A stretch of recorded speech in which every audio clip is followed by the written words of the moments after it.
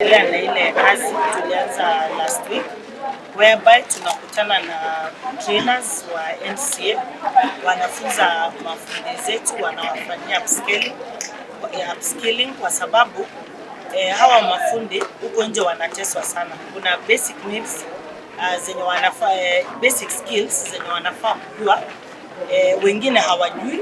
Wakati hawajui wanafukuzwa. Kama kuwa na NCA certificate yenye they always had a problem kupata.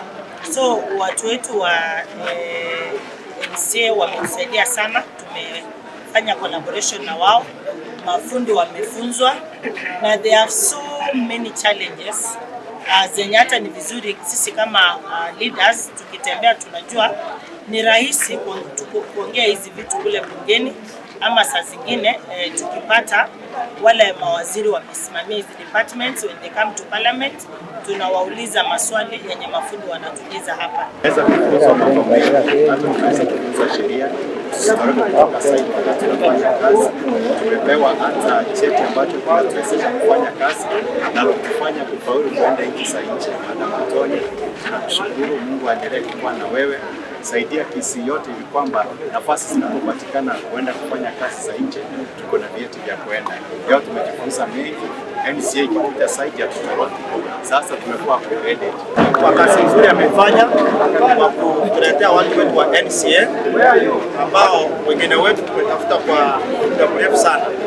Kupata hiki cheti ni kazi ngumu, lakini siku ya leo manager wetu ama county ametusaidia sana.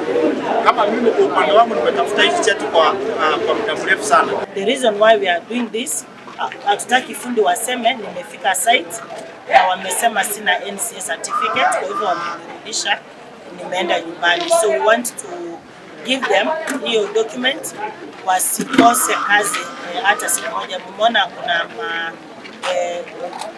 Nairobi na president alitangaza kujenga affordable housing.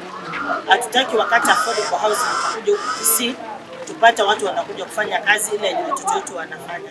So they are okay, we are ready, we are set, we are waiting for kazi kuanza. Wazazi wetu waliomo huko nyumbani, na waomba tume kama kijana wako hata kama hakufaulu masomo ama bado alifika kurasa wa 6, wa 7 ama wa 8, usiwe na mdhulumu ama unamtuma kwa upande mwingine. Mtafute na umtume kwa upande wa mafundi, alafu baadaye kupitia kwa manager wetu najua Mungu akimguza tu hiyo na venye kama leo atafanya jambo la maana, amsaidie pia apate hizi cheti. Kazi watu wanaenda huko nje wanalipa pesa mingi, ni kuwa plumbers, my electrician. Tap yako ikiharibika utafute plumber uone ile kazi anafanya, unalipa kwa kweli. Even kwa hizi countries zenye zimeendelea, the highest paid people, mimi ningesema tujaribu kazi zote. Usikae hivi hata kama umemaliza university. Imagine ingia TVET, pata kazi yako ya somea plumbing ama engineering, uko electrician, utaona vile utakuwa unaitwa kuconnect stima, kuiwekea watu kuwafanyia wiring, na itakuwa